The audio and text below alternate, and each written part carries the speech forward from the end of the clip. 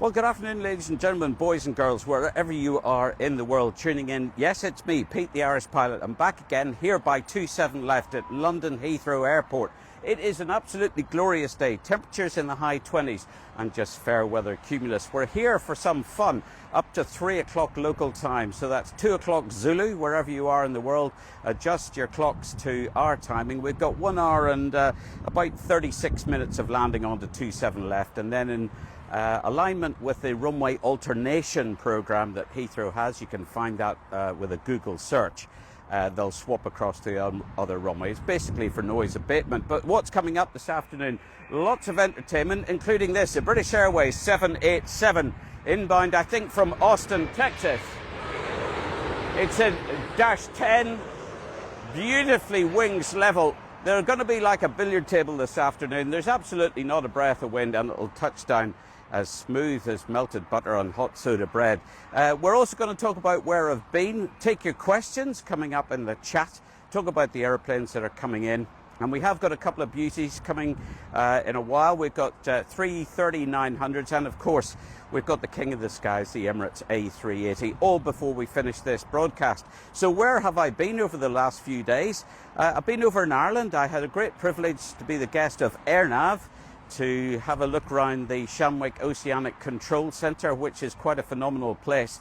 I've spoken to it for 25 odd years during all the hundreds of crossings I made of the Atlantic eastbound and westbound, and it was a real privilege to go in and see how they do it now with their really slap bang up to date kit.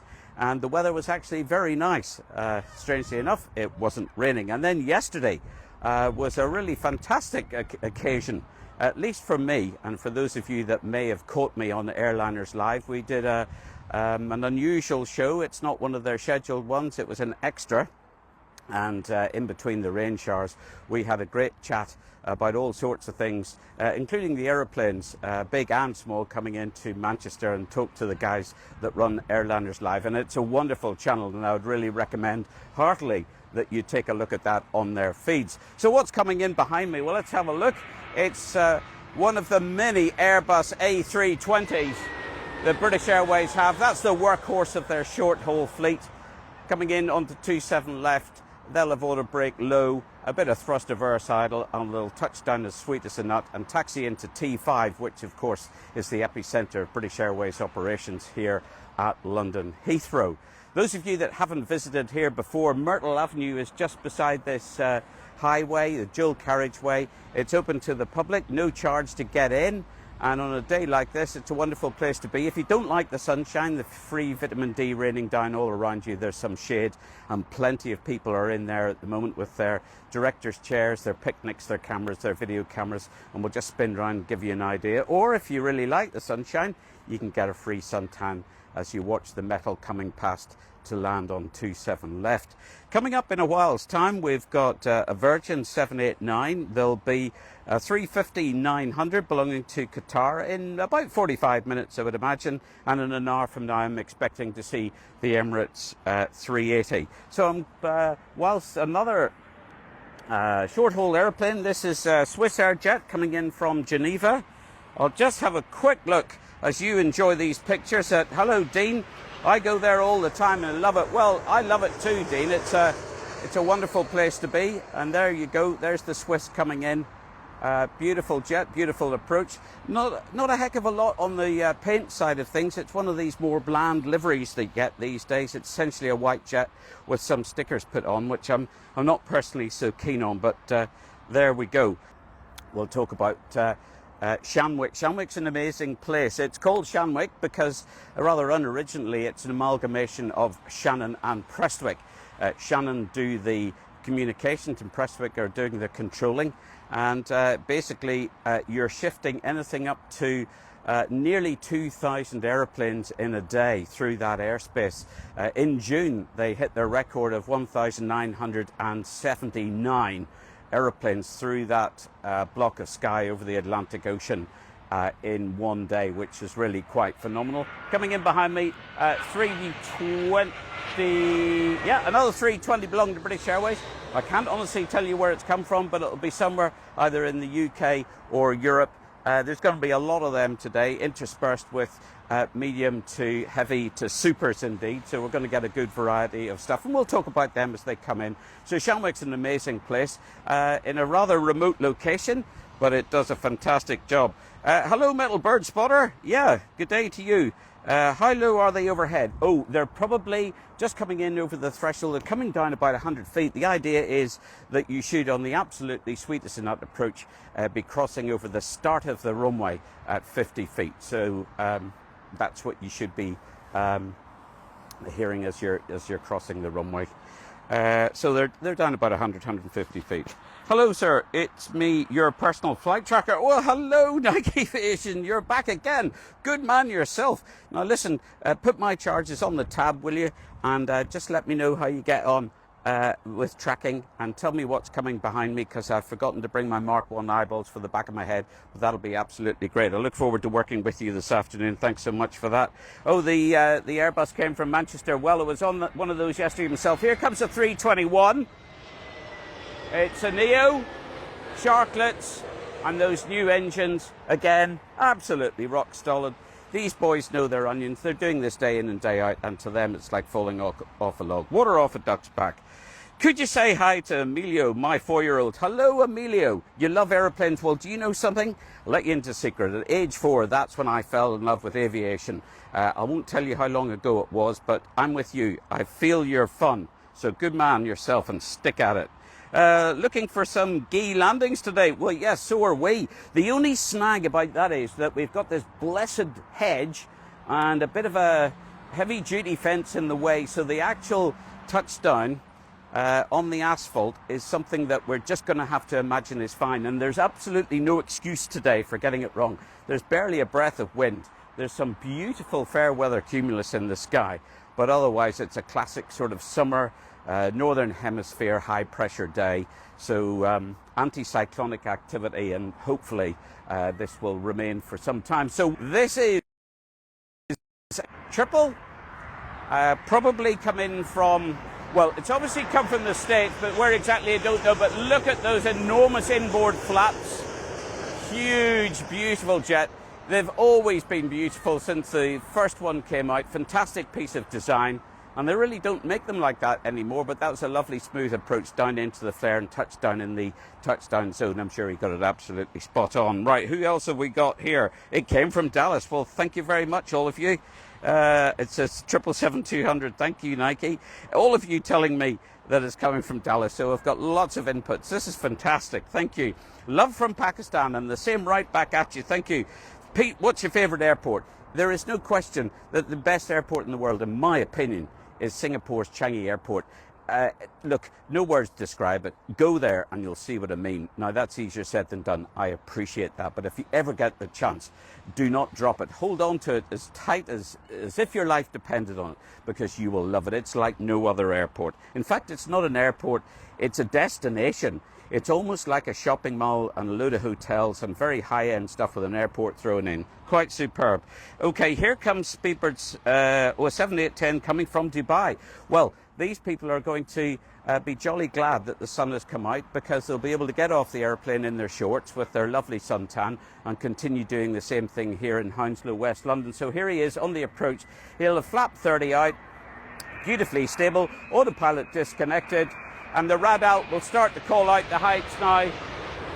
200, 100, and coming down over the threshold, and then they're going to hear 50, 40, 30. They'll be pulling back gently on the control column and gently letting those Dunlops kiss the runway, and a bit of idle thrust reverse, and probably auto brake too, I would imagine, on that today.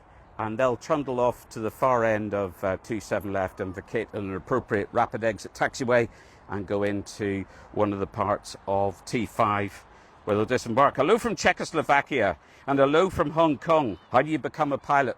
You become a pilot by being bloody keen on aviation, doing all your exams, working extremely hard, blood, sweat and tears. Don't take it personally if you fail something, doing all your flying tests, and keep passionate, keep motivated, keep thinking positively, and you will get there. That's how to do it. Next is a Speedbird 847. Well, that's going to be from the minibus family, and then it's 339 from Seattle. Okay, so if somebody wants to tell me where Speedbird 849 has come from, I'm going to say it's something, oh my goodness, somewhere over in maybe Amsterdam, something like that. I'm going to guess at that flight number. I used to be pretty good on BA flight numbers when I was younger, but I'm afraid I've lost track of them, and then they all went alphanumerics as well in the call signs. But here he is. His lights are shining out despite the bright sunshine. And let's look here.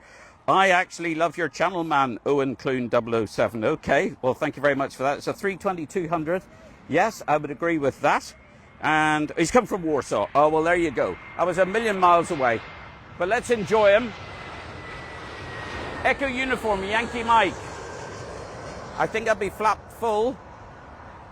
Auto brake low, thrust reverse idle over the threshold. Now I'll be closing the thrust levers and then just gently dabbing back on the side stick to let it fly onto the runway.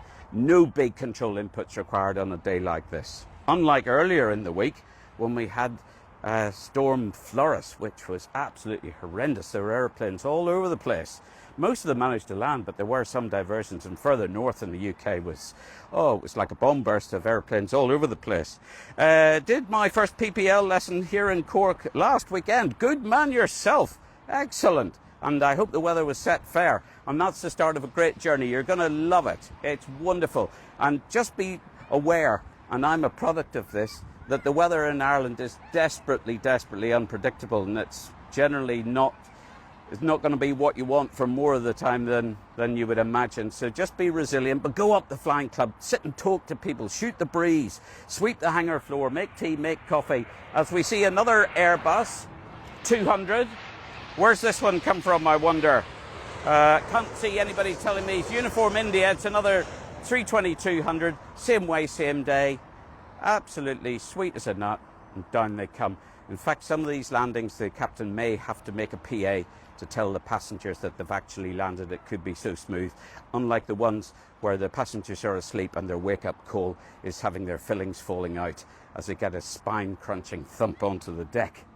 Okay, just flew out of Cork this morning. Do you know John Tobin? Yes, I've heard of John. In fact, I know John. I remember him from my days in Virgin. He's a very smart man. He's a lot more intelligent and gifted up here than I am. Yeah, he's a smart cookie. I don't know where John is now. I lost contact with him, but he's a fine chap and a very good colleague and a great mate to be with. So if you know him, say hello from me. Embraering, or Embracing the T-shirt. Ah, very good. I like that one. Might have to steal that. How many hours do you have across your whole career? Just over 20,000 actually. So yeah, I've been up there for a while. If you do it in a number of years, it's quite a long time. But I wasn't up there continuously for 20,000 plus hours. I did come down from time to time. So let's come along now to my left and have a look at this. This is the Delta 350-900. I think I was told it was coming in from Atlanta, Georgia. So they've had a fair old flight, 9 or 10 hours. Look at that. Absolutely super, sweet as a nut. That's the butter machine. So you're going to see those people over at the terminal or in Terminal 4 will be able to see a real Kerrygold touchdown. That should be an absolute beauty to finish off their trip from Atlanta, Georgia. Are you still flying? No, I'm not. Oh, it's come from Seattle. I do apologize. I do apologize. Yeah, it's from Seattle. What an idiot. I should have read this beforehand. Humblest apologies. You're going to have to put up with a few of those. Most difficult airport you've landed at? Well, there's a number of them for different reasons, but New York actually, JFK can be a right pain in the posterior because the weather there can change very rapidly. And I learnt after many, many times of going as a first officer and learning from captains, Atlantic barons and people who had been there many times before, that when you see a particular style of forecast, within that you read between the lines that a wise aviator takes extra fuel. And I never used to turn up anywhere, especially there, short of fuel. What is the point in being short of fuel? The worst it's going to cost the airline is that you've carried that fuel over there and brought it back again. That is peanuts. And if they're talking about that being too much, then they need to shut the airline down. So always, always, if you're a young aviator or an airline first officer, or even a young budding, a young fresh captain, never run yourself into a corner with weather or a shortage of fuel. That's my advice, and keep it safe. Okay, so here we go. Here's this Virgin 350K. Oh, it's not. It's the 787. What am I talking about? GV Map. I finished my time at Virgin flying these, and I've flown that very aeroplane. So I know what it's like to be in the left-hand seat of that. And it's like a seagull, isn't it? Look at those wings. The bend on them is absolutely phenomenal. And immediately the weight of the aircraft comes off the wings. Those wings tips will drop. I don't want to quote the number of feet, because if I do, somebody will tell me I've got it wrong, and that would be quite correct of them to do that. But it's quite a long way, maybe 18, 20, 25 feet, because it's holding, oh, I don't know, 250 tons of weight on those. So there's a lot to come off that as it transfers onto the main landing gear as it starts its landing rollout. Okay, here we go. Scarlet Lady came from Miami. Well, there you go, and they've brought the Floridian weather with them. What's coming up in a while's time? Well, just to remind you that at about 2:15, if it's still on schedule, we're going to see a Qatari A350-900 and the King of the Skies. To remind you, the Emirates 29 is the call sign, will be coming in local time here in London at 2:30. And just to remind you where we are, we're at Myrtle Avenue, the viewing area, the open field, free to the public. No restriction to come and go as you wish. If you're driving past, give us a toot. If you're watching us, send us a message. But in the meantime, we'll continue chatting about what we're seeing and what we've been up to and what's been going on and going to be going on. I'm going to be coming up with a video of my time at Shamwick and also up at Manchester. This is the Eurowings 319, part of the Lufthansa group, probably lower cost side of Lufty. These were all Lufty mainline routes decades ago, but they've been farmed out now to Eurowings. But doesn't change the product, still very solid, absolutely brilliant. Okay, so who have we got here? Hello, Yusuf, PT. Yes, indeed, I'm on board Emirates 2 at the gate. Oh, well, good, Hamda. I'm sorry I'm not going to see you. And hello, Suno from Cork. Hello to you. I have family there in Cork. And saw any beelines today? Not yet, but we'll be watching out for a Brussels Airlines coming in, and maybe they'll bring one of those absolutely outrageous paint schemes. Some of them are absolutely extraordinary. Speedbird 951 from Munich next. Okay, we shall. And hello, Ameline. Here's the Speedbird coming all the way from Germany. They've been down in Bavaria, probably having a few of those fine Hofbrauhaus beers and maybe some hocks of ham and Weisswurst. The engine nacelles are nice and shiny in the afternoon sunshine. Echo Uniform Yankee Charlie, same way, same day. You've heard it all before. You can do this commentary yourself. Look at the little strobe light flashing on the tail by the APU, down into the flare, thrust reverses.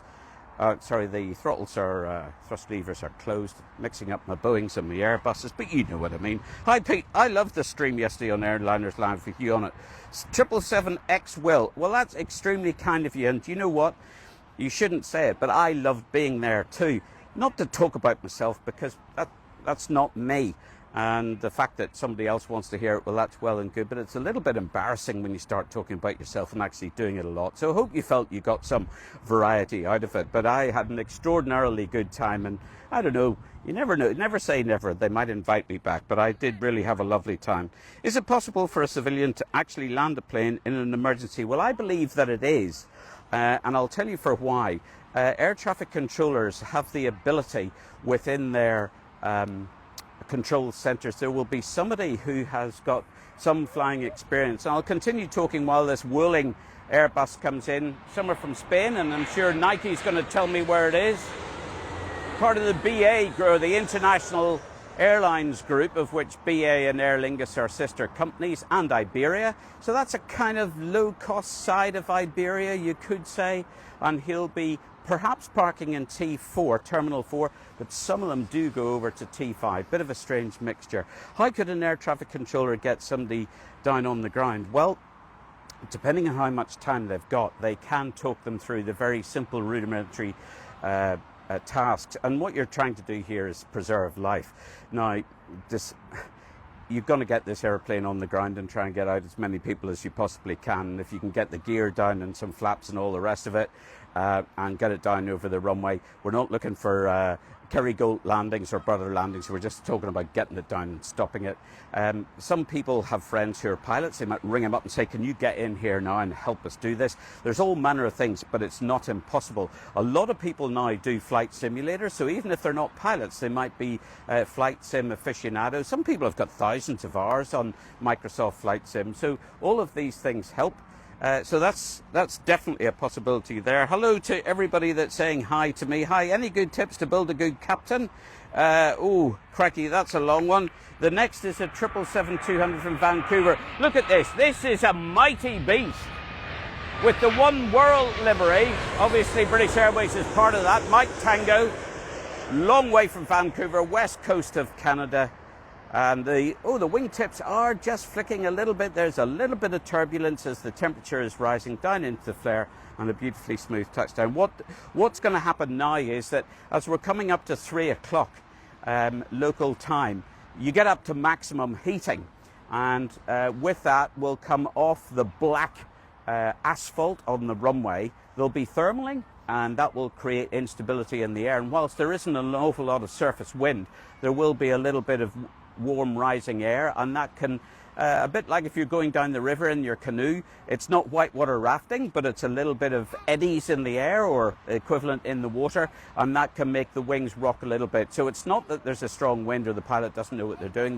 They're just flying their way through as smoothly as they possibly can through the air into touchdown. I nearly said flare, and that would have been rhyming, which would have been a bit of a cheat. Wish the weather was as nice as that here in Glasgow. Oh, no, look, you're a bit like we had to put up with for years when I was a kid in Ireland, and it's just the same. You are in the face of everything that comes off the Atlantic Ocean. That's why you have a ruddy complexion and green fields. It certainly gives you colour, but put a coat on or have it with you, because if you don't need it now, you soon will, because it's going to rain.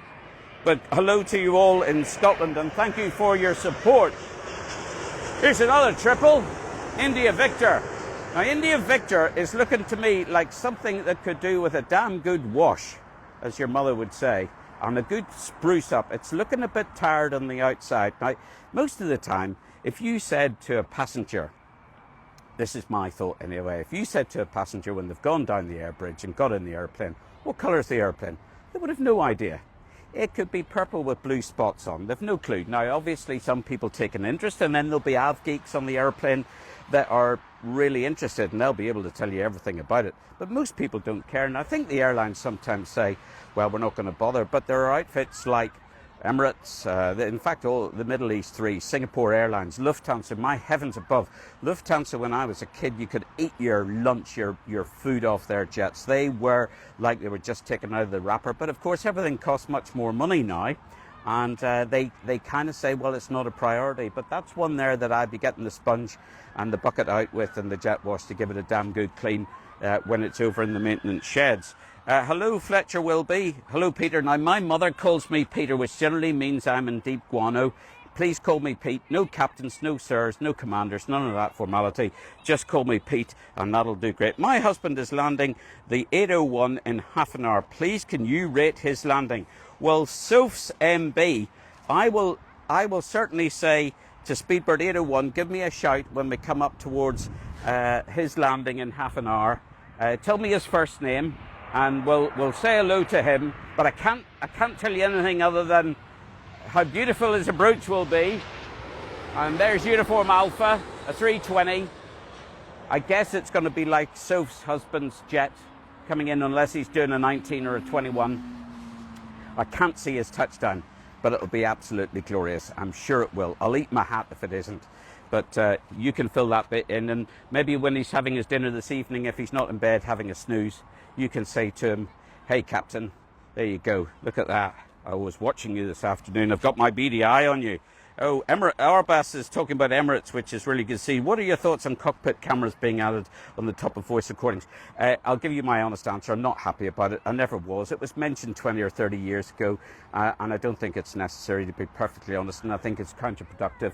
So, no, I wouldn't give it my vote. And the other thing I definitely will never, for as long as I've got a pulse, give a vote, is a single pilot in a commercial airliner. No way, Jose, not for as long as I live, would I ever countenance it. So There you go. Personal choice, but that's where I am. We're currently watching you while watching the planes. Oh, right. Well, hello, Kelly, wherever you are, while watching the planes. I think that's a 295, a KLM 295.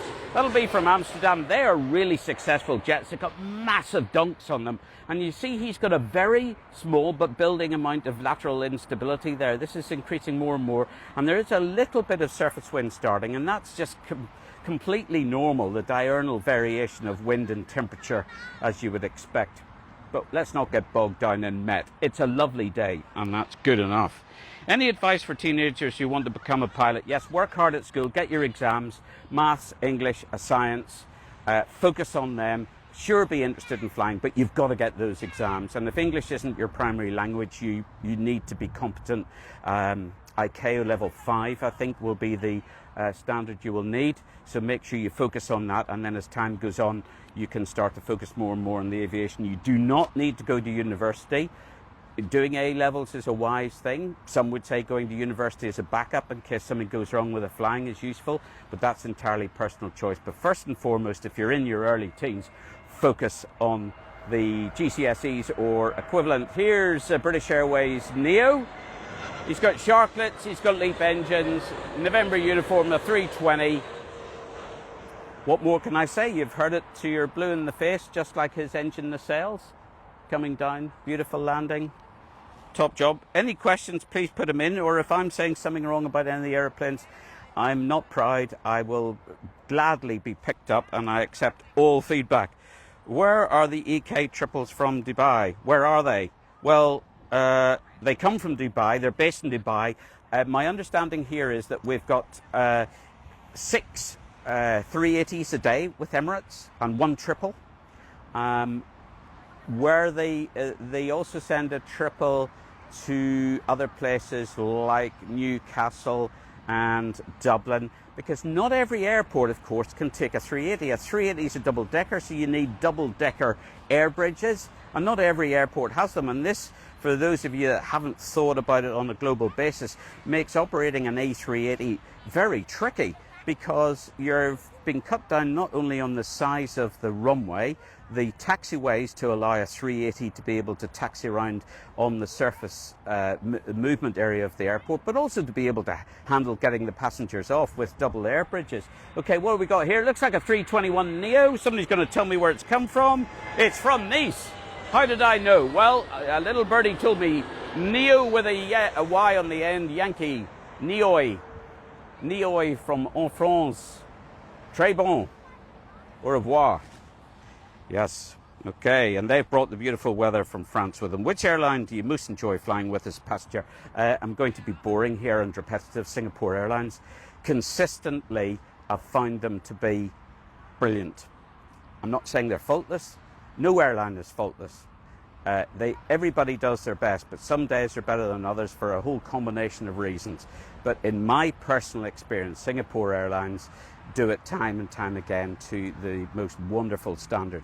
Now, there's many, many other companies that are biting at their heels. They're not far off, but that's my personal opinion, and I'm sure I'm going to be told how wrong I am, and I'm very happy to listen to it. There's more than one way to skin the cat, and certainly more than 2 ways to put it back on. Saudi 121 from Riyadh, and an American 78 from Dallas up next. Well, thank you very much. Let's have a look here at what have we got? Salam alaikum from Riyadh, Mumtaz, number Wahid. Here's the Saudi 777-300. Flap 30. Look at those inboard flaps. Unbelievable. They're like barn doors. In they come. Sweet as a nut. Flare. Touchdown. Thrust reverse idle. Auto brake 2. What could be easier? Shukran. Maslama. Next, we're going to see an American. I've heard Singapore are tops. Yes, Benji, in my opinion, they are, but not everybody else's. Thank you so much for talking so much of my country's airline. Oh, well, that's my pleasure. I've missed your name there. I have a biryani from Zamzam round the corner after you're done here. Thank me later. Oh, okay. Well, thank you very much. That's very, very kind of you. My wife would tell me that the last thing I need is food, but we're not even going to get into that sort of thing because that's got nothing to do with aviation. So very quickly, in between messages and the next one coming. Up in Manchester, loads of activity. There's a heck of a lot of movements, inbounds and takeoffs off those two runways. And when they go down to one, it's a bit like a Gatwick of the North. There was a hell of a lot going on. And we saw Drake, you know, the rapper. We saw his 767 was sitting there. It's really freaky. It looks like this sky that's above me here, this glorious sky, but the whole 767's covered in it. And it's due to go out sometime today, I heard. Whether that has come to fruition or not, I don't know. Maybe the folk up in Manchester will let me know. But anyway, here's an American, I think the call sign's American 78 from Dallas. It's a mighty machine from Texas. Imagine all the cowboy hats that are in there and the pointy leather boots, coming down into the flare, having had a load of bourbon on the way across, touching down and coming into the British way of doing things. But they brought some Texan weather with them, which is absolutely great. That, by the way, if any of you are concerned, are we under attack? No, we're not. That is somebody in an upside vehicle at Heathrow on the other side of the wire called Seagull. That is his call sign on the radio. So when the ground controller is giving him permission to enter taxiways or move across the airport, he responds to, there he goes again, responds to the call sign Seagull, and he is bird scaring. They're nothing other than controlled fireworks, commercial fireworks. They go bang in the air, as you can clearly hear, and it's designed to get rid of the birds. Does it work? Not sure about that, because there are some very determined birds who have lived here for decades, or their families have, and they know the score, and they go, not Seagull again, cover your ears everybody, he'll soon be gone, and they continue to munch the grass or the seeds or whatever they do, and then they flap around. So that's his job, and he's called Seagull. The other vehicles you see moving around on the operational side are called leader vehicles or ops vehicles, and they have those call signs, leaders 1 to 9 and ops 1 to 9, that sort of thing. But anyway, back to the airplanes, back to the action. Here's a 787-9 belonging to BA, Zulu Bravo Kilo Juliet. Tell you something about these registrations now. Just come in, look at those wings. I just cannot think of anything else other than a bird. He actually hasn't landed wings level there. So if anybody's got any footage of that ZB Kilo Juliet landing, you might see that he goes port main wing down first. Now, does anybody know, if you tell me in the messages, does anybody know why the 787s that British Airways got start with Zulu Bravo? After the Golf, it's G-Zulu Bravo. If anybody can tell me why that is, I will think about how we can reward that. No names, no pack drill, just tell me in a subtle way what the answer is, and we'll see what we can do. We were talking about Manchester. Yeah, that was great. Shamwick was great. And then, oh gosh, we came down here late last night, got ourselves ducks in a row, and here we are in the sunshine. We've been very, very lucky. This is our second time here, and it's almost like a repeat prescription. The sun just hasn't stopped beating down, and it's absolutely great. It's almost like being in the south of France or the south of Spain. Or, hello, Nike, oh, from Bahrain. Right. Ladies and gentlemen, I can tell you that there's an aeroplane. Oh, it was from Bahrain. I'm sorry. He came in from Bahrain. Maybe all these aeroplanes are bringing the sun with them, which is absolutely fantastic. Ciao from Italy. I missed that. Oh, what's that there? ZB, such as it's due to the UK registration system and airline preferences. Here's a breakdown. Okay, well, I'm going to tell you that's a good idea, but it's not the answer. Here's another Eurowings 319. Oh gosh, it almost looks like the other one did a go around, quick round the pattern and back in again. Absolutely identical to the previous one. It was a good try to that correspondent, but not quite the answer I'm looking for. Oh yes, Robert's wearing. Yes, Robert, you're absolutely right. Anybody looking at the chat there will see that Monarch, who's ICAO, in fact, yeah, it's ICAO designator Zulu Bravo. They put in an order for a load of 787s way back at the start. I don't really know the reason why. I don't think it was just that they wanted 787s. I think there was more to it than that. And those were the registrations that were going to go there. And then they folded and BA got those slots. So well done to that person. Send me a DM, please, Robert, and we'll see if we can do something for you. ZB, something to do with Zimbabwe. Rory BMW 1, wonder what car you drive. Not Zimbabwe. Good try, but that's the end of the ZB quiz. Maybe I'll think of another one on the hoof in a minute. Now here's one of the finest airlines in the world, of course. It is the Irish national carrier. Shamrock themselves, ID. Show me your ID. EIDEE. So everybody will have shown their ID to get on that jet. Where did it come from? Well, somebody's going to tell me in a second, no doubt. Looking through here, Zulu, UK time, and B for British time. Zulu is UK GMT, absolutely right. Looks like 7-8. Do you have a memorable moment at your home airport at my home airport at JFK? Yeah, I do have many actually, but one of them was an absolutely horrendous night. There was a lot of thunderstorm activity down at Robbinsville. So the flow control for New York Center was basically to stop all departures out of Kennedy. And when we called for start for our clearance to come back to Heathrow, he told me I was number 75 in the queue. And I thought, oh my God, now what are we going to do? And then he told me we were clear to start and push. And what then ensued was 3 hours and 36 minutes of taxiing around Kennedy, including lining up almost, dare I say it, very like it was on September the 11th, where runway 31 left was just full of airplanes. We'll come back to it in a minute. Here's a Neo 320 from Austrian, from Vienna. Less noise, less CO2, up on the efficiency, so a very green operation, very quiet, nice and stable. Look at that. Yeah. Some Sacher Torte and an Austrian coffee. Gosh, that would be good, wouldn't it? Yeah, so we were all lined up, and I explained to the passengers what the situation was. Air traffic control just wouldn't let us go, and there were 74 airplanes ahead of us. So we shut the engines down, we kept the APU running, and it was almost like we were in the cruise, but not moving. So we did the dinner service, we did the duty-free service, cleared the cabin, passengers went to sleep, and 3 hours and 35 minutes later, I got to the threshold behind a Lufthansa aircraft.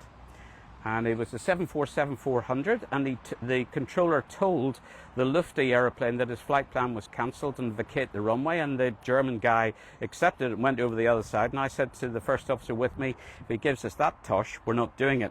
And sure enough, he did. He told me my flight plan was cancelled and vacate the runway, to which I robustly declined the offer. I lined the airplane up in the runway, and surprise, surprise, he let me go.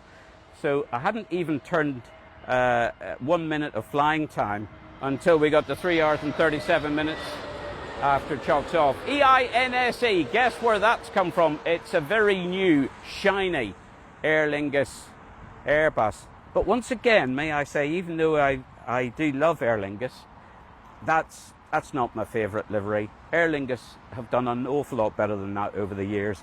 If you think back to the 80s and 90s, that beautiful livery that they had, and then it's kind of been pared away, salamied away, slice, and we basically got a white aeroplane with a few stickers up the tail. Very disappointing, and they could all do better. But it's down to weight, because aircraft paint weighs a lot. If you slap the whole thing in paint, you're maybe adding between 500 and 1,000. That's nearly a metric ton of weight onto your airplane. Everything's money now. Weight is fuel, fuel's money, direct operating cost. I get it. Does it look nice? Not so good, really. So yeah, that was a long night coming back from Kennedy, and one I certainly won't forget. Hello. Yeah, thank you for hooting your horn. Do you have a memorable... Oh, sorry, I need to flick through. These aren't auto-scrolling for some reason. Here comes... Am I from Northern Ireland? Yes, I am, but how would you ever know that? Here is a classic, a 320. That'll be going into T5, landing on 27 left. Wee bit of wing rock, nothing to even barely mention, but there we go.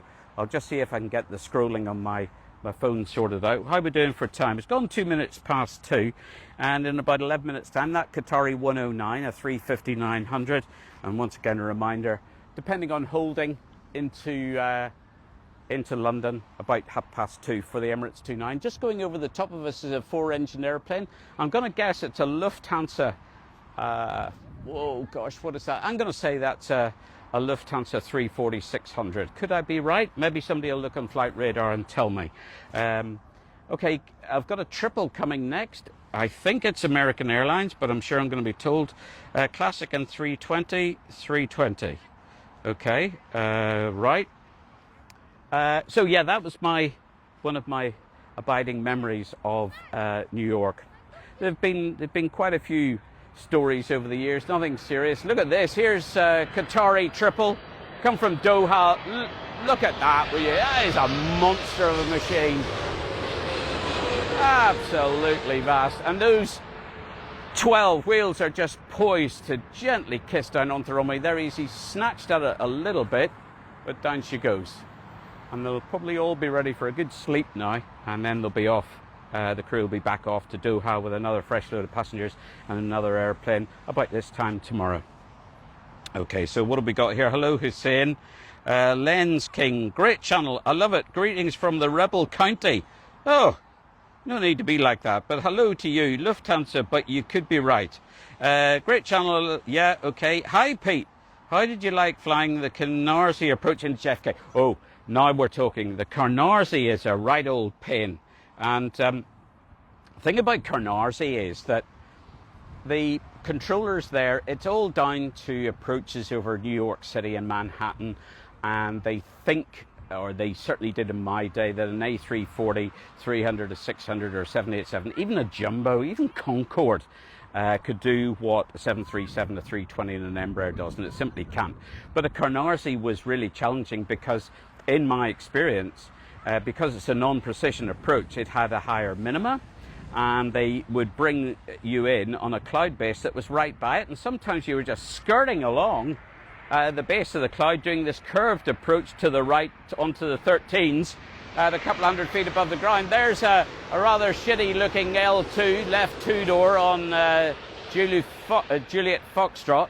That's another BA paint scheme that's, it's a bit like paint on the outside of your house that the sun has attacked, and it's all got very matte and not very shiny. But somebody needs to get a bit of a damp cloth from that bustle round the flange round the air bridge where it's made a really big mark and it's abraded the paint. Yeah, so anyway, there we go. BA 787 coming from Austin. Have you ever called a Mayday in your career? Yes, I have, both in the military and civilian. I've done it several times, but air traffic control are wonderful, and the flying gods have looked after me, and my training stood me in good stead. And the thing is, you don't panic. First thing, sit in your hands, do nothing, take a breath, chill. Whew. Now, what the hell's going on? And take it slowly and work together as a team. And that was both in the Tornado with the guy behind me, or on the Airbus or the Boeing with the people beside me and behind me. So yeah, that's what the training's there for. Don't rail against it, do it. It's been tried and tested, and it works. So yeah, I have. But I'm here to tell the tale. What airline did you fly for? I flew for Virgin Atlantic, and it was a Lufthansa 340 going from Lax to Frankfurt. I claimed my prize. So from 6 miles away, I could see that that was a 4-engine jet, but I knew it wasn't a 380 by the shape of the wing, which is, there are some reconnaissance features you can always look for in an airplane. Here's another Eurowings. What do I say? I'm just going to let the evidence speak for itself. Here she comes. Guten Tag, wie geht's? Herr Eurowing. Willkommen, meine Damen und Herren. Sehr gut, danke schön. Wiedersehen. I'll probably get marked down now on my international language skills. Virgin in next from Lax. Okay. Have you ever got an engine failure? I've had thousands of them in the simulator, but that's because some nasty person behind me was checking us to see if we could deal with them.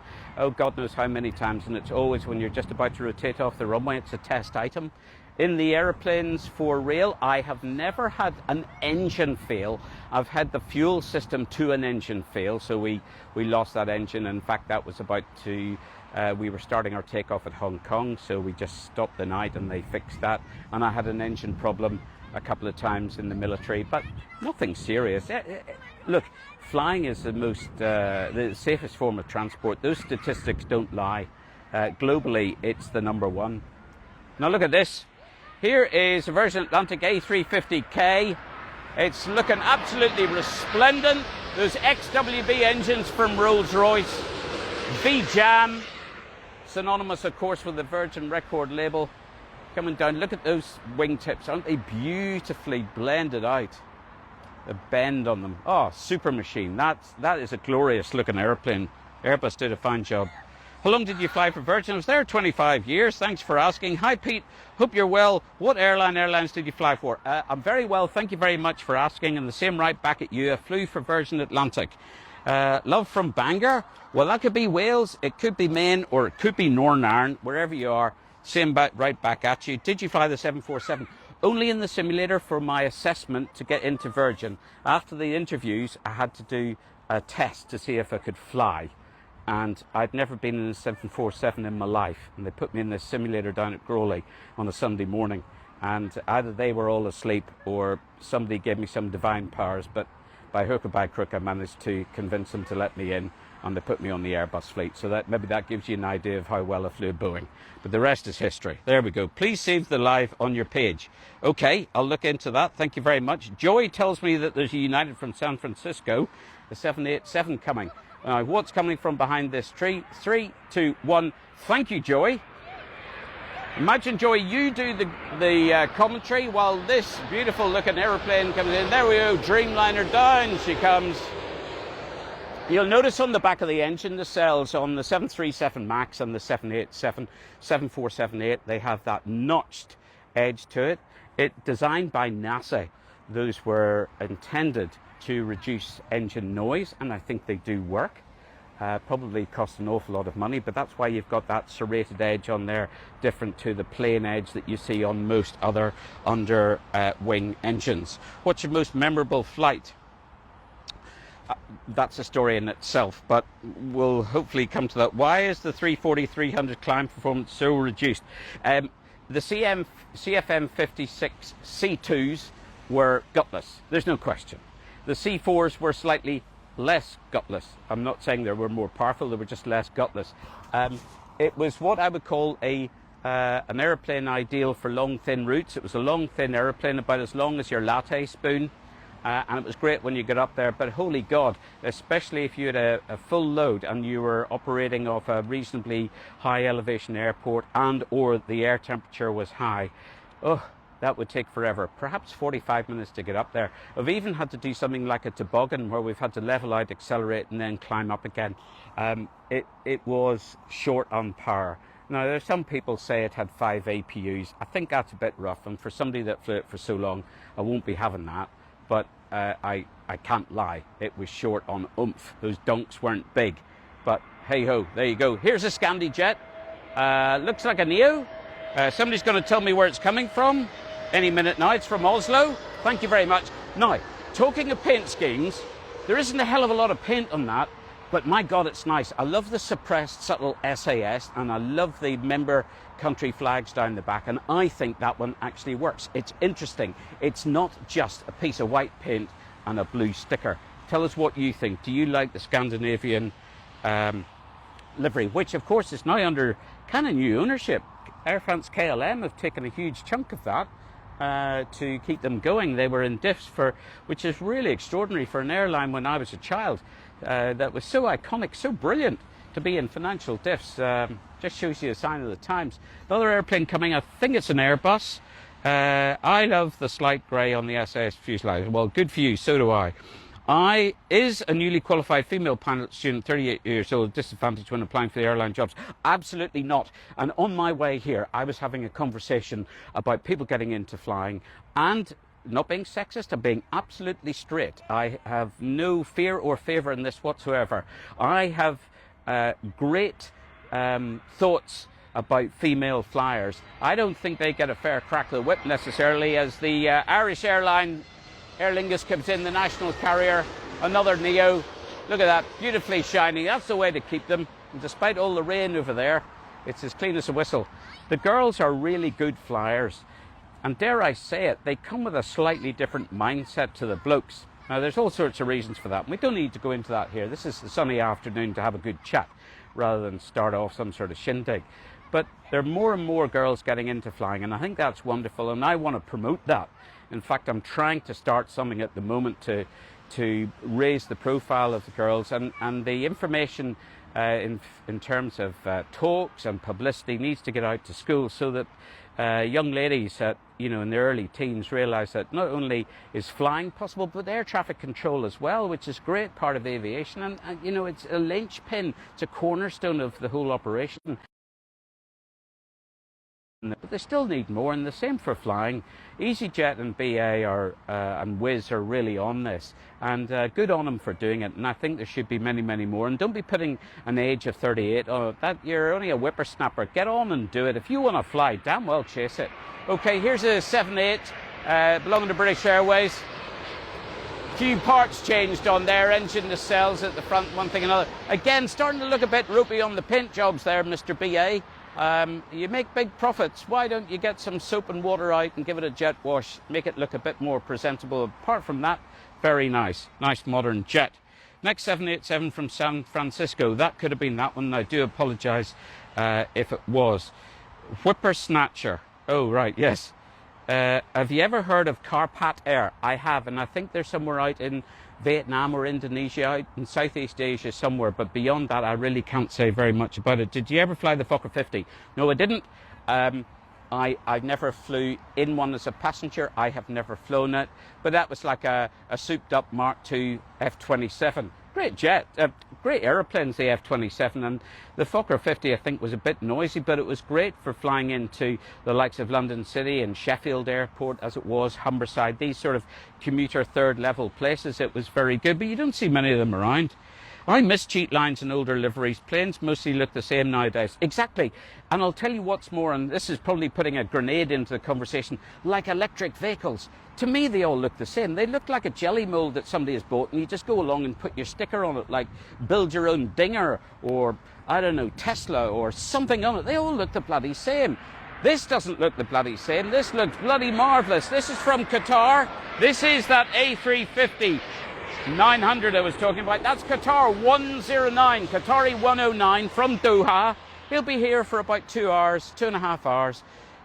Go into the flare, touchdown, slow up, vacate to the south, taxi along the southern taxiways past World Cargo Terminal into Terminal 4, where he'll turn round, recatered, refueled, all the bits and pieces. Looks a pretty new jet, that, as most of those 350 jets at Doha are. And they'll all be off back to the heat of the Middle East. Yes, Doha, thank you very much. I see that. Carpat Air from the Carpathians in Romania. There you go. Well, I stand corrected. Do you miss the British Airways 747-400? Absolutely. Beautiful jet. And we were only talking about this yesterday in the chat at Airliners Live, that you kind of, when 747s were 10 a penny, you just go, oh, there's another 74, there's another 74. Now people are coming here to Heathrow, to Myrtle Avenue, to see a 747 coming. Probably the one that drags them here more than any is the new livery of Korean, to see the 747-8 in that new livery. Yeah, it's a rarity now, which is a terrible shame. There are some cargo ones kicking around, but they're starting to look a bit ropey. But I'll tell you what, they're still the queen of the skies. Here is the an overdose of eyeshadow. Or is it mascara? I don't do makeup, so I don't know. But that's an Air Canada triple, and I do think the livery looks cool. What more can I say? It's a beautiful jet with a nice livery, and whatever that stuff is round your eye, I think it must be mascara, because eyeshadow's up here, isn't it? Anyway, I don't even do that at the weekend, so how would I know? Robbins, I'm from Bangalore. Ah, jolly good to you, and nice of you to say hello. Hi Pete, why is 9 left at Heathrow rarely used for departures? I can tell you a little story about 9 left and departures. The only departures that were used off that regularly were Concorde, because on a Compton departure, because they always went westbound, it could not crack the turn here off 9 right. It just couldn't do it. Its turning radius with that highly swept delta wing was just too tight, so they had to give it every extra foot they could, so they would let it go as an exception off runway 9 left. Now, I'm going to say something that might think, oh come on, he's BSing now, but I have actually departed off 9 left, and I did it the night when the Speedbird triples unfortunately hit the ground short of the runway here on the grass, and the airport was shut. They lifted the embargo, and I had to do a Delhi. We were delayed until 1:20 local time in the morning, and the airport authority allowed us to make an exception to the noise regulations and go off 9 left. and we did a max power takeoff. Now you might think that's counterintuitive, but actually if you use max power, you get up as quickly as possible, which reduces the amount of noise signature that you're dragging across the lower level of the sky. Hope that you understand that. Any of you that don't understand or want to know more, then send me a DM, or better still an email, and I'll try and answer it for you. Meantime, oh, here comes a bit of a wing rock, as if to say hello from Myrtle Avenue, the One World livery of British Airways on a retrofitted Sharklet wingtip 320 Classic, coming down into the flare, touching down on 27 left. Yeah, so that's the story with 9 left departures at Heathrow. Hope that helps. Do you know why 26 right at London Gatwick is used as a constant taxiway and not operating both runways? It's an emergency runway, so it can be used in extremis, and has been. There have been times when 26 left has been out for maintenance, typically at night. So in the small hours, I have known of aeroplanes land on it. It has produced a few problems, and those are documented on the internet, so you could look at those on a Google search if you want. But by and large, it is a taxiway primarily, and backup as a runway. It is designated 26 right, so they can, at the moment's notice, use it as a runway, but it's not the norm. Hope that answers the question. Okay, what we got next? Somebody sitting with a nice high nose attitude. Why aren't they hitting each other in wake turbulence? Because they've got the correct spacing. This is a BA Neo, Tango Tango November Juliet. He's nice and shiny. We like that, like a shiny car. I like a shiny car. I hate dirty cars, inside and out. Can't bear it. And the same with an aeroplane. In he goes into the flare. Why aren't they hitting each other with wake turbulence? They do a timing separation now at Heathrow, so it's very clever. There's a computer involved in it, and there are various gates that they have to pass as they come down final approach, and providing they're not infringing on those gates, they've got the ideal separation, and the controllers are right on top of this. So the ideal day is a wind with about 7 to 10 knots, and that just keeps any rota streaming blowing away. Any more than that starts to give problems to the pilots, but today is pretty perfect conditions, and wake turbulence really is not a problem. Hope that answers your question. It's called recat, the technique used at Heathrow. There you go, somebody's just answered it for me. But that's basically what it is. Sounds as if there are people out there that know even more about it, and please feel free to jump in onto the chat and explain it. Now here's a cool looking jet. Look at this. Now this to me looks like a private, yes it is, private 319, Alpha 7 Med. My first instinct would be to make a guess and say it's some sort of aeromedical thing, but it's too posh looking for that. Somebody's going to look up Alpha 7 Med and tell me it's privately owned, or it's a VVIP, might be going to the Royal Suite here, but that's not your average low cost €4 ticket on that one for sure. Qatar Executive, you can charter it. Okay, well there you go. You can if you've got deep pockets, but don't be looking in this direction. Okay, Kuwait 777, upcoming in 5 minutes. Thanks for that. So what am I going to be doing soon? I'm going to be getting out some more content. I've got a huge backlog of content. I've got to work through it. Ladies and gentlemen, I appreciate your support, and I love it when you send me messages and videos and all the rest of it, but there's a hell of a lot of work involved in producing even a not even a Spielberg long. It takes a lot of time and effort, and we love doing it, but it takes time, and life goes on as well, so there is a bit of a backlog. There's a classic 320 Uniform Juliet. If that lady, Sophs, would come back and tell me when her husband's going to land, that would be great. Do people around him realise that it's Pete with his legendary commentary? Not at all. Sure, they couldn't give a monkeys. They don't care about me. Sure, I'm just standing here blathering away, and if anybody wants to listen, that's absolutely fine. Sure, we don't want to make a fuss. Now look at this puppy, Kuwait Airways. That is some monster. That again is one of these generic liveries that just, they've slapped a bit of blue down the back end and that'll do. And I think that's really boring. Come on, we can do better than that. Yes, look, I don't seek publicity. Why would I? I'm just here to try and entertain, give a bit of information. But most of all, I would just dearly love more people, younger folk, to get into aviation. Even if it's just a flight sim, or go for an aviation experience, join a flying club to learn to fly, or just watch what goes on, or help. Join a gliding club, anything at all. If you don't want to fly, you have a fear of flying, we can help with that. Maybe you want to be an air traffic controller, buy an airband radio.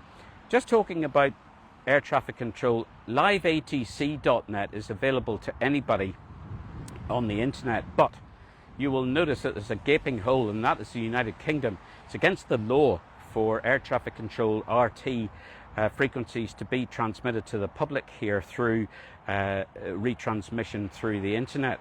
It is I think it's a custodial sentence you would get. It would be big guano you'd be in, so you won't find it on there, but you'll find anything from Hong Kong to America. There's all sorts on there. So if you're interested in air traffic control and you've got Flight Radar, which is a free app you can have on your smart device, you can not only see but listen to what's going on. You can see the stuff over Britain, but unfortunately you can't hear it. The exception being if you buy an airband radio and you live close to an airport, you can hear what's going on at the airport, or if you get the frequencies off the internet, you can listen to the aeroplanes on your receiver at home flying over the top of you. And I do it. Yes, I may be 62, and maybe that's sad, but once flying's in your blood, you always want to have it there. So here comes another Airbus Classic belonging to the home team, based at their headquarters at Heathrow's Terminal 5, EUU. That's looking a bit cleaner. Now, Mr. British Airways, why can't all your airplanes look like that? Well, I know they can't all look like that all the time, but come on now, let's get the cleaning team out. Why not get everybody in on a Sunday and have a wash up? What about that? That's a bit of a controversial idea, isn't it? Okay, so we got about half an hour to go now. Anna Broadbeer, it was on the App Store. It was on the... Okay, that came from Rome. Anna, I'm sorry, send your message again. I'll try and answer it. Which airport? We're at Heathrow. Yes, that was a 320. There's literally 4 A380s of Emirates from Dubai to Heathrow live right now. Well, yes, there are. I would believe that, because throughout the day, about every 2 or 3 hours, they're coming in here, and then there's a triple as well. It's quite phenomenal, and I think they're filling them. And they've just added a 350 now to go into Gatwick. It's going to be the last departure a few minutes short of midnight, starting in the autumn. So they're going to have something like about 12 services into the London TMA, the London Control Area, every day. Quite unbelievable. And then you've got Etihad, and then you've got Qatar, and you've got Gulf Air. There's the most enormous amount of seat capacity going to and from the Middle East. Here's a Neo Airbus from the home team as well. Have a look at that one. That should be perfectly clean, like a brand new car. TNT, not the old package company, and not the high explosive, but hopefully a good amount of power in it nevertheless. Okay, so we've got about 32 minutes to go. Are we going to see a 380? Yes, Heathrow has got sunshine, and I'll tell you that the 380 is not far out. There's a 777 going to come, and then hopefully Nike's going to tell me that the 380 is behind that. Someone asked where I downloaded Live ATC.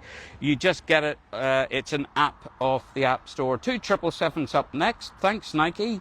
What would you prefer to have flown, the Queen of the Skies, the King, or Concorde? Concorde, without a doubt.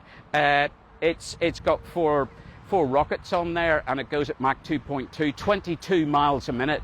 Who wouldn't want to fly that? Absolutely unbelievable. If you can get yourself to Manchester Airport in the UK, there's a phenomenal exhibition there where you can do tours, where you can get into the flight deck and see everything going on. Pete, it's next. Landing 801, give him a shout out. Hello, this is Sophie's husband. Hello, Sophie's husband. Well done, sir. In your A350 1000. What a glorious sight. And it's clean, and it looks majestic. Isn't that superb? Oh, result happiness. And now he'll be able to land, taxi in, go home, throw the tie down the flight bag and say, what's for dinner? And Sophie will say, I need to talk to you about your flying. I was watching. And I'll say to you, Captain Sophie's husband, well done. Excellent job. First rate. I'm sure that was a Kerrygold landing. And thanks for your support. Hope the trip was good and enjoy your days off. Bye for now. Anyway, the rest of you stick with me if you don't mind. The A320, not the 350. Don't know what that's about. 380 in 3 minutes. Thanks for that. Halilu Goat, greatest of all time. I don't think I am. I might be an old goat, but I don't think I'm the greatest of all time. What have we got? 10 Celsius outside, 10,000 feet, takeoff sea level. What's more exciting, a sea level at 10,000 feet or 10,000 feet and 20 degrees? Oh, well, I've never been at an airport that's 10,000 feet up, but you want as much spare power as possible. That's it. You know, speed is life, so the more power, the better. I hope that's a decent answer. Here we go. Look at this. Here's a repeat performance. It's almost like an encore of Sophie's husband. Here's Sophie's husband, Mark II. Not that she's got two husbands. It's just a colleague of theirs. That one looks as if it's just come out of the wrapper. That is glorious, isn't it? What's not to like about that? How could there be anybody who does not want to have a job flying one of those? Now, I hear you say, well, they don't like flying, or they're scared of flying, or they hate pilots, or they can't think of anything worse. But I understand that, but, you know, on a day like today, it's hard to beat even with a big stick. You missed him, Pete. He's the one after the triple. Oh, my God. Oh, Sophie. Oh, no. Oh, God. I don't know what to say now. A rare sight. Record this, everybody. Pete stuck for words. So sorry, Sophie. Hope you'll still follow us. Oh, is it? Okay. Maybe there's redemption coming. Sophie, tell me how I put this right. How can I make this better? A380 soon, yes. Pete playing spot us Emirates 2. He's the next one, Pete. Okay, right. Okay, he's the next one. So Control-Alt-Delete, reset everything. I hear that Sophie's husband's inbound, which we're all very, very excited to see. And we're going to do eyes down, look in. And everybody, when he comes past, we're going to stand and applaud. I must say, when I was talking about Sophie's husband, I expected him to be in an Airbus, not a 350, because an 8 Series call sign is a short haul thing. But here we go. Ha ha ha! This is him. Okay, so this is him here. Right. Okay. So what is his name, Sophie? Quickly tell me his name. Quick! What's his name? What's his name? Here comes Sophie's husband, and he's absolutely unbelievable. Look at him flying this Neo Tango November Romeo, beautiful shiny jet, wings level, absolutely cleared to land, landing checklist complete, into the flare. Oh, don't bang it down, make sure it's, his name's Pete. Oh, Pete the pilot. Sophie's husband's called Pete. That is unbelievable. So from one Pete to the other. Well done, sir. Excellent. I won't call you Peter because your mother might call you Peter, a bit like mine. Assuming your mother's still with us, I hope I haven't done anything wrong. Beautiful jet, beautiful approach. I'm assuming that was a Kerrygold landing. Enjoy your dinner and your days off, or if you're on a tour, I hope it's going well. And yeah, it's great privilege, and I'm very sorry. I thought for a minute you were flying a 350, but Sophie will tell you about all the blether and the balls up that I made of that. So sorry, everybody. Okay, one more jet, and then we're going to see and he's from Ireland too. Hang on a minute, is it me? Is it a doppelganger of me, Sophie? What have you not told me? Now here comes a big Nigel in the form of a triple, and they're making a lot of noise. And look at dirty L2 door again, and another paint job that needs a bit of lacquer. Come on, Mr. British Airways, people pay a lot of money to fly in your planes. For heaven's sake, polish them up, will you? There we go. Rant over. I'm not going to say any more about British Airways dirty L2s and their non-shiny aeroplanes. But Captain Pete, Sophie's husband, he had a shiny jet. Good man. There we go. Another Pete from Ireland. Yes. Here we go. All right. So here we go from Florida. Must mean... Oh, yes. Here we go. Now, everybody, put your knitting down. Tell Granny to stop snoring. Stop pouring the soup into the bowl. Put your pint down. Please be upstanding for the King of the Skies. They've made a lot of effort. They've come a long way, nearly 7 hours. Okay, come a long way to do this for you. So please, savour, as everybody is doing here. They're all standing around looking, ready to see this monster, this double-decker, 4-engine behemoth. This speaks for itself. Everybody knows a 380 when they see it. You can see it from miles away. But there's not just one that Emirates send here.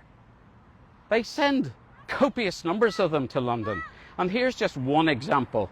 And they're going to land in 27 left, and then they're going to park on one of the 380 gates, of which actually there are 24 380 gates at Heathrow. Now look at this. Emirates written underneath in case you can't see it from 6 miles up. Look at that. Look at the ailerons. They're flapping up and down. They're split, so you get maximum roll control, massive rudder in 3 different sections. But it's barely moving because there's no crosswind. The airplane's going straight down the runway. As straight as your latte spoon. That's it. The evidence speaks for itself. What can you say? If you've been in one of those and you didn't like it, tell me why, because I can't conceive of how you couldn't.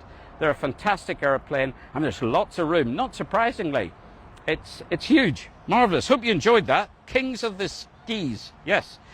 Can we sew there every Friday afternoon, please? Well, I'd love to, but there are days when it would be horizontal rain and wind, a bit like a summer's day in Ireland. That's a joke, by the way, for all of you in the Emerald Isle. It's just one of my little sayings to try and take the bad look off the weather. I can't be here every Friday. I would love to. But there we go. I'll try and come back soon. A whirling 320 on final. My eyes are blessed. Thanks, Pete. Oh, that's a bloody beautiful plane. Yes, it is. And trains and planes of Florida. 320 is next. Thank you. Joke of the year is Sophie's husband. Well, I tell you what, it's better than that pair that were caught at that Coldplay concert, isn't it? I mean, now that was a disaster. I don't know if you can make a meme out of this and Sophie's husband coming past in the wrong aeroplane, a 350, and then we scrubbed all that and we got it right on the new one, the minibus. So let's see if we can start a meme about Sophie's husband.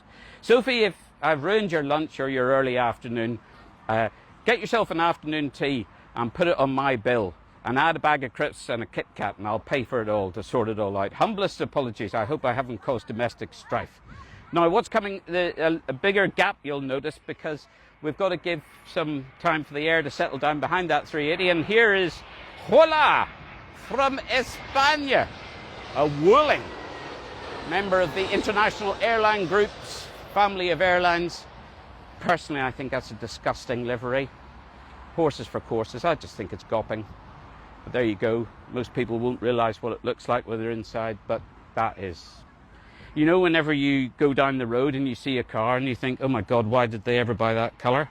Sophie's husband came in 3 planes, you all stop. You've made my afternoon, Pete. Oh, it's from Bilbao, that one. Gracias. Adios.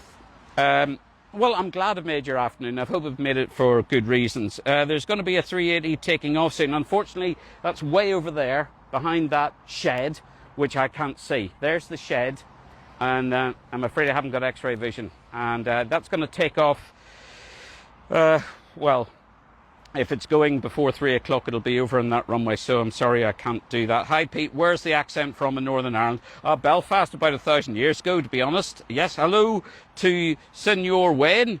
And, oh, there's some Spanish there that I can't read. And Air France 220 next, so there's a bit more français required.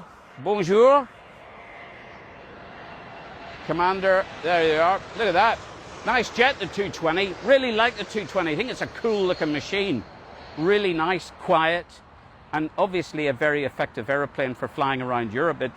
It's almost like, for once, people have gone in and said, okay, here's the job, now build the aeroplane for it, rather than we've got this aeroplane, how can we modify it to make it do things? Yeah, good thinking, that. How's the weather there? Looks pretty sunny. No winds. I would say, yep, pretty sunny. Tiny little bit of breeze. You know, if I get a bit of grass, hang on, I'm just going to do a surface wind check. Here we go, surface wind check. Nothing. Gusting 2 knots at most. And the temperature, I would say, I'm guessing mid-20s, but somebody look at the actual and tell me what it is. I'm going to guess it 26. See how I get on. Plus or minus 2, I'll call that a victory. Hello, Pete. Still Jan. Yeah, hello. Nice, thanks, Ryan.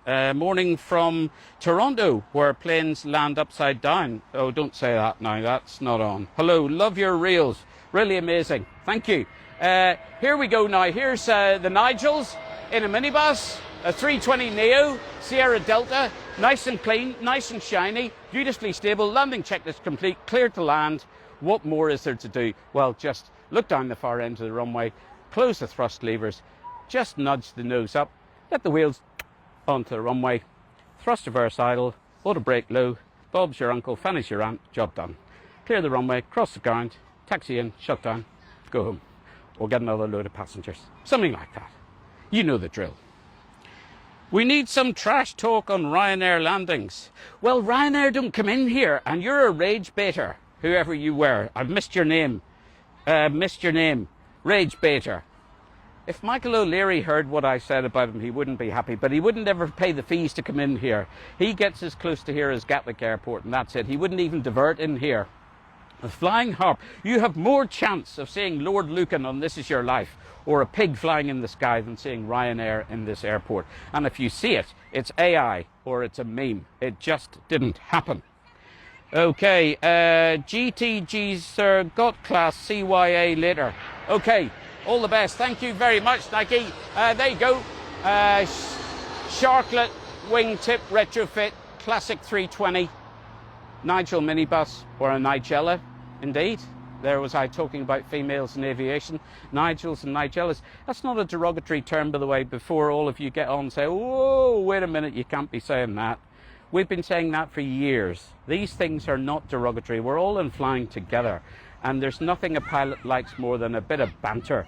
And if you can't stand banter, then don't do it. You have to be resilient. You have to be able to take a joke, have a sense of humour, and yeah, there's one or two of them mightn't like it, but it's all meant in good taste, and they call us virgins and all that sort of caper when I worked there. So yes, it's all meant in good taste. Pete, where did you get your t-shirt? I need to buy one. Well, you get them off my merch store, which brings me neatly to hats, water bottles, cups, stickers, t-shirts.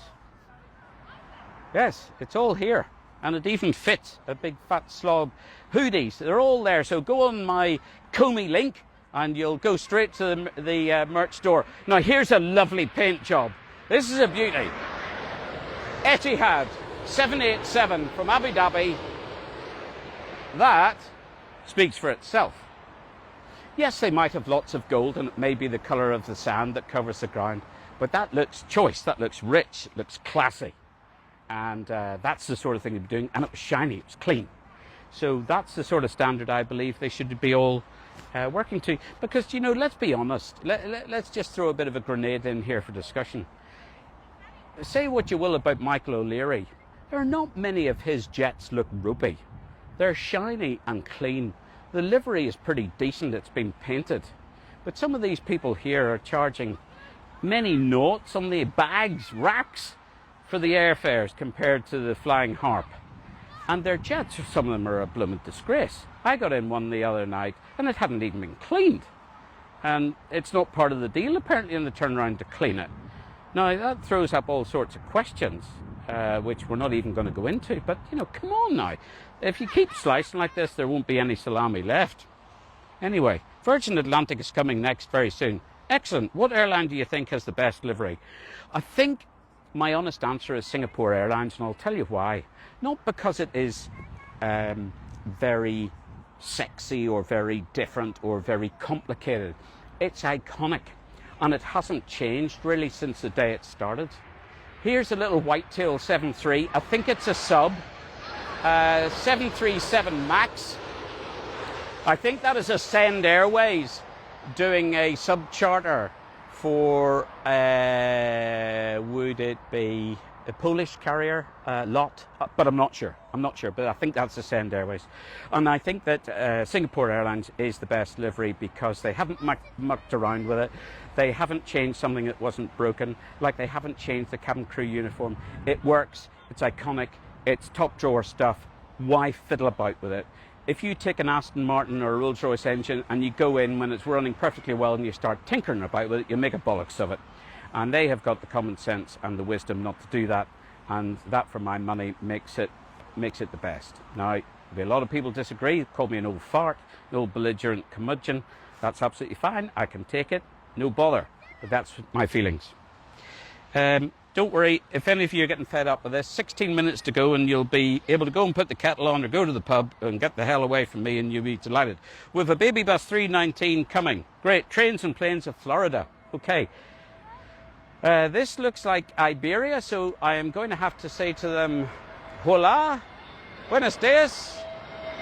It's a 320 Neo, and it's looking pretty decent, actually. They flew a 350, another new 350 in here, I believe, yesterday or maybe the day before.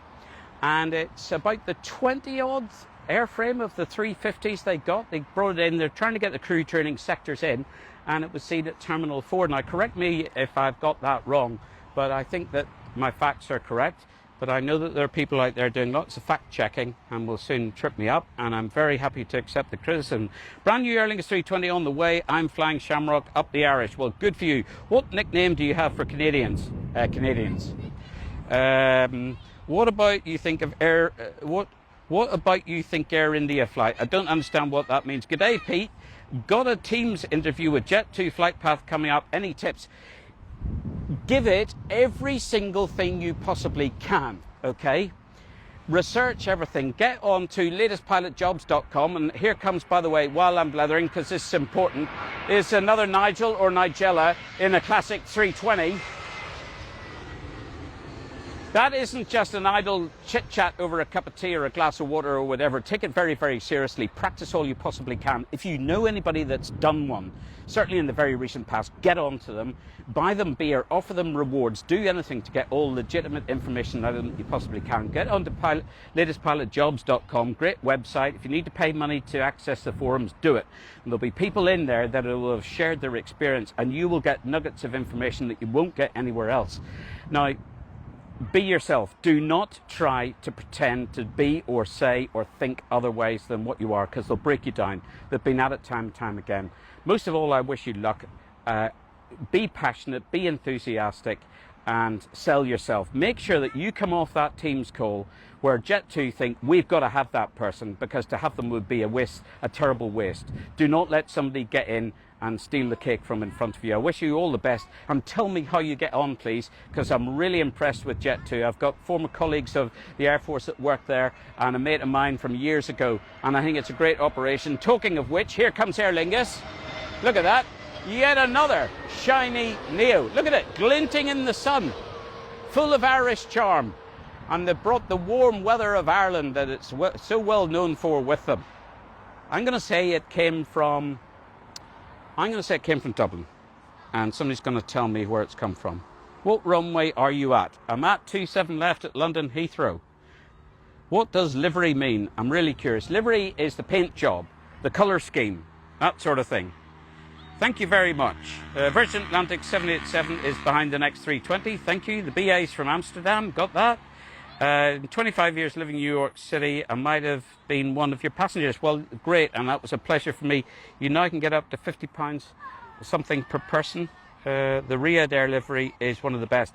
Yeah, Riyadh Air looks really cool. Now, I haven't seen it. It looks like one of those, the purple sweets that I like, the toffee and the nut in the Quality Street. And it really is synonymous with that. Now, I haven't seen one for real, but I saw one at Shannon Airport the other day where I went to visit Mike Kelly. Oh my God, Mike Kelly is the most wonderful bloke. He's so passionate. He's 73, but he's got the enthusiasm of a 7.3-year-old. He has got an aviation gallery of the biggest collection in the world of die-cast models. You'll see it when you go through the door at departures. Look at that.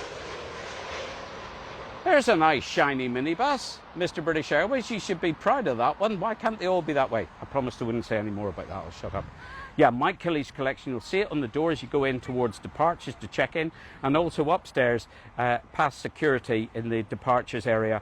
There's a smaller one. It is absolutely phenomenal and extraordinary. And he's on TikTok. You'll see it on there. But if you actually get to see it in person, you spend hours there. Go and grab a coffee and just stand and look.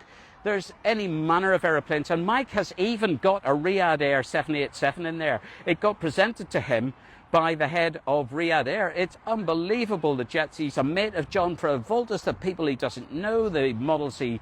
Oh, unbelievable. So if you're down in the Shannon direction, even just go in if you're not travelling and take a look at it. But if you're travelling through the airport, then take a look. And we're going to be doing a piece on that very, very soon. So keep an eye out for it. From Mike Kelly's Aviation Gallery at Shannon Airport. Here is an aeroplane that I flew myself years ago. Virgin Atlantic 787. Hello to you. Be Yum. I remember it very well. And, do you know, it's looking all right, but the fuselage is starting to look a wee bit matte. But that pearlescent metallic paint of the red has still got its sparkle about it.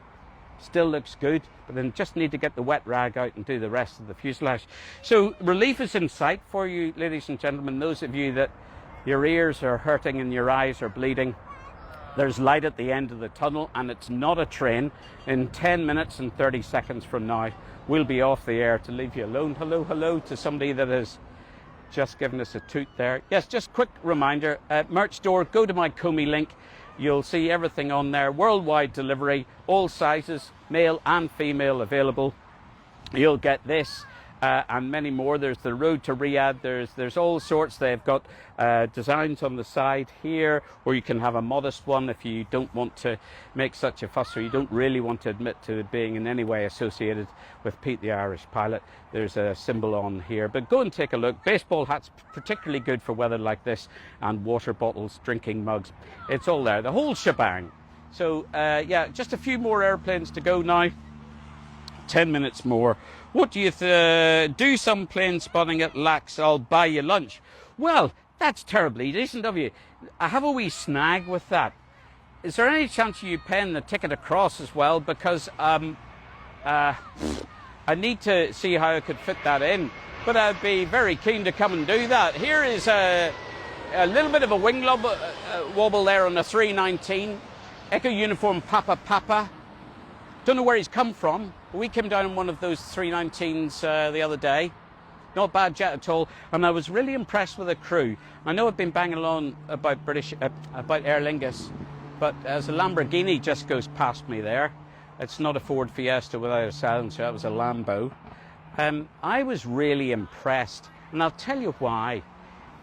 I was struck by their humanity, both the tech crew and the cabin crew. I felt that the cabin crew were actually, by and large, I don't think I met anybody who hadn't got a good demeanour and a good sense of humour. I even saw some of them coming out of the aeroplane and going all the way into the terminal and down the stairs carrying an elderly person's hand baggage for them. And I also saw one particular captain, and this is not a lie, his name was Nigel. And Nigel actually came out and helped an old lady down the air stairs at where we were, into the terminal with her stuff, and also came out when we were being deplaned into buses here at Heathrow on a remote stand. And I thought, there's a guy that is quite prepared to get his hands dirty. He doesn't sit in that left-hand seat as some pompous oaf thinking that I need to be respected and served and all the rest of it. He got in like a proper team player, and I told him that I was really impressed. Now, who am I to tell him that? I'm just saying that I think that was bloody good standard, and it's a dying thing now. You just don't see it so much. So good on you, British Airways. Whatever you're teaching the people in CRM and human factors, I was really impressed, and it stuck out, and it stuck out for really good reasons. So I don't just talk about Aer Lingus. I say as I see, as Roy Walker used to say what you see on catchphrase. If it's good, I'll praise it, and if it's absolutely rank, well, you know what's coming. But on that note, somebody was saying yesterday on one of the messages, oh, am I just there to take people down, and how can I possibly be so rude to my former colleagues? I fundamentally disagree with that, and I'll tell you why. That imagine, let's take snooker, or let's take, actually we'll take football, because I think that appeals to a wider audience. Imagine Ronaldo misses a wide open goal. And if somebody who was Alan Brazil, or somebody who's Gary Lineker, or some of these, your man Wright, is commentating, do you expect him to say, oh, that was a great shot from Ronaldo? He'll say, what the hell's he done there? That's a bloody disaster. It's not that he is being rude about Ronaldo or he thinks he's better than him. He's merely commentating on what he sees. And I've done a few landings, I've flown a few hours, I've been at it for a few years, and I'm saying what I see. And I hope in my commentaries and the pieces that are the content I do for you, that I give a fair balance, and there's good and there's bad, and I try to give a good, interesting mix. If I'm getting it wrong, please point it out. Tell me what you want to see, and we'll see if we can put it into the blend. But by and large, I'm trying to be balanced, and I'm certainly not there with some premeditated, right, well, I'm just going to say this was Palev beep for whatever reason just to get a thrill out of it, because that would be disingenuous and utterly ridiculous. End of rant about that one. Now what we can hear now as we come up to 5 minutes to go for the runway change, they've got to get aeroplanes in position, because exactly on the stroke of 3 o'clock we're going to be launching off 27 left. So we're in now to the last 5 minutes, and you can see people are starting to pack up and leave because the action's finishing. I can hear somebody sitting at the hold here from Terminal 4 ready to line up onto 27 left. So you can maybe hear the background noise of their engines as the final departures will be going off 27 right. On the north side of 27 left at the threshold, there is a Virgin Atlantic jet and an Aer Lingus jet, and a Nigel is also lined up for a full-length departure. I think we've got November Bravo 2 Whiskey or 2 Echo there, the Shamrock and the Virgin. So there's 3 jets on the north side, at least 1 on the south side. So air traffic will already looked ahead by about 20 minutes to get the flow sorted out, that immediately they swap for departures from 27 right onto the left. They're ready to go. Because here, with the number of movements that you've got, something like about 1,300 a day, I think, they need to make sure they utilise to the maximum efficiency every single minute they've got, from 6 o'clock in the morning till 11:30 at night. And one point about the runways, just while we wait for one of the last airplanes to arrive, the runway alternation programme goes from 6 o'clock in the morning to 3 o'clock in the afternoon, and then there's a swap. However, there's a slight addition to that in the peak hours, when you've got this huge mass of aircraft coming over the Atlantic, they will have dual runway, or what they call mixed mode, between 6 and 8, or maybe 8:30 if they need to do takeoff and landings on both runways. In the early part of the day, there's not very much short haul stuff going, but as you build up through 7 o'clock through to 8:39, the short haul stuff starts. So here's the last one then, I think, on the 27 left, finishing up with a Nigel on a 319, an old British Midland aeroplane, Delta Bravo Charlie Foxtrot. Midland had those, and then when British Airways bought them for £1, they got them into the fleet, repainted them, and that's it, down on to 27 left. So I think, ladies and gentlemen, unless I'm going to hear otherwise, I would have expected one more, to be honest, to come down the approach. You're going to tell me, Anki, oh, there's another Anki 787 to come. So there you go. It shows we're live, unabated, uncensored, unedited. You say what I say, what I see, and also things that I don't see, like I haven't seen the last aeroplane. So from South America is coming an Avianca Dreamliner, and we'll see that. There's an Emirates 380 has just got airborne off 27 right, so it's never much of a gap between Emirates events here, either landing or taking off or moving on the surface.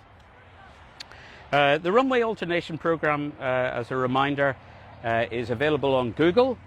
If you search Heathrow runway alternation program, and make sure you get 2025, and what you'll see on there are the dates of the start of the week, and it runs in 7-day blocks, and it'll be the morning and the afternoon from 6 o'clock till 3, and then 3 through to 11:30, and those times stick firm unless there's something like a big storm or some other event has caused disruption at Heathrow, where the embargo will be adjusted, but that is very strictly controlled by the Department of Transport and Heathrow Airport Limited, so it is by no means a frequent event. In fact, it is very, very rare. We've got 2 minutes to get this jet on the ground. I can't see him at the moment. Maybe somebody's going to tell me. Waiting Etihad. Okay. Anybody able to tell me, is there a Avianca coming down the approach? I can't see anybody here, and it's getting very, very tight. If given the chance, would you like to try and land in Paro, Bhutan? Pete, 787's coming. Okay, I'm looking for him. I'm watching. Yes, I'd love to go into that Paro place in Bhutan. I would, surely. But, you know, it's not round the corner from me. It's not very close. But, of course, I would. Yeah, absolutely. And if anybody's out there that has done it, let me know. Send me a video. If somebody's going to go and do it, do the same. Yeah, absolutely. And if you're thinking of doing it, live life. Go and take the experience and share it with everybody else. I think, ladies and gentlemen, looking up the approach, that the show has ended, and we're now at 3 o'clock, and we have got a triple. A British Airways triple is just about to line up. Huh? Did he? Okay, so ops have swapped across to 27 right. So that's it for today. Thank you very much for joining me. I hope I haven't offended anybody, but instead I hope I've entertained and informed. If you've liked it, or indeed not liked it, drop me a comment down below. Nip over to the merch store, send me your videos, send me your questions. If you're afraid of flying, get in touch, because we can organise a call and we can talk about it and get you sorted out to at least try and get you flying again, which would be great. But in the meantime, a genuine and sincere thanks, not only for today, but for all the support you gave to all the platforms, for all your comments, and all the best for now. Until the next time, from Myrtle Avenue and the sunshine of Heathrow, bye for now.